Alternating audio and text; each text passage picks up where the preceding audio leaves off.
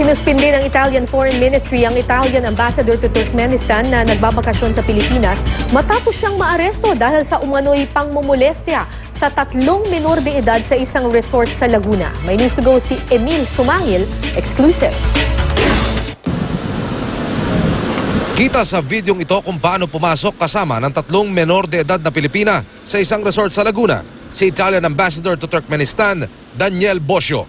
Kuha ito ng CCTV noong Sabado ng hapon at ibinigay mismo ng resort management sa GMA News. Pero hindi lang pala ipinasyal sa resort ang mga bata. Nasaksihan daw kasi ng 2 opisyal ang Child Rights Group na Bahay Tuluyan Foundation na nagkataong nasa resort din na hinipuan umano ni Bosio ang mga bata malapit sa isang swimming pool. Kaya agad silang nagsumbong sa 2 tourist police ng Binyan na nakasign sa resort na siyang umaresto sa diplomat.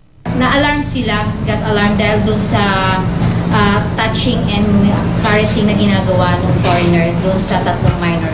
Nakakulong na sa Binyan Police Headquarters at nasampahan na ng reklamo sa piskalya ang suspect na pumikap sa mga bata ayon sa investigasyon ng Women and Children's Desk ng Binyan Police. According po dun sa statement po ng mga bata, there are street children. Sabi po nung mga bata, binibili po ng mga damit. Yung bago nga mga damit po. Bago po halos lahat ng mga damit. Tapos binigyan po sila ng ligo, 100 pesos. The Italian suspect was placed under arrest for violation of Republic Act 9208, the Anti-Trafficking Persons, and Republic Act 7610, or the Anti-Child Abuse.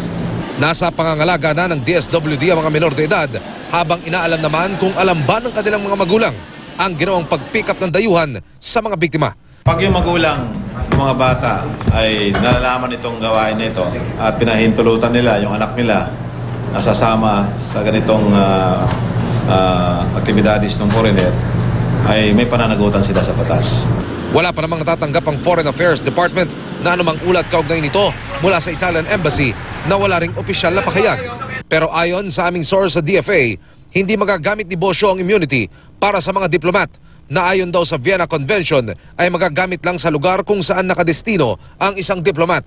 Nagbabakasyon lang sa Pilipinas si Bosio na tumanggi na raw sa mga alegasyon ayon naman sa isang Italian news website.